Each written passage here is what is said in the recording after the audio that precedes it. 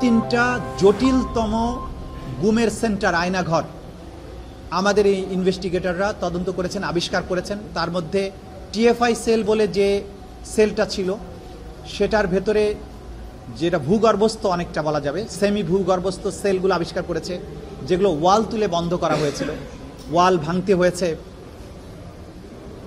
পুরো গার্বেজ দিয়ে সেটাকে ভরে রাখা হয়েছিল, সেগুলোকে সরিয়ে এই ক্রাইম সিনগুলোকে বের করতে হয়েছে। এবং আপনারা জানেন এই কাজ করতে গিয়ে স্বয়ং চিফ প্রসিকিউটর তিনি এই ইনভেস্টিগেশন চলাকালে সেখানে প্রেজেন্ট ছিলেন।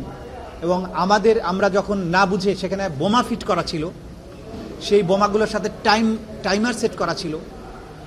আমাদেরকে অ্যাপারেন্টলি বোঝা যায় যে এই ইনভেস্টিগেশন করতে যারা গিয়েছেন তাদেরকে হত্যা করারও চেষ্টা করা হয়েছিল।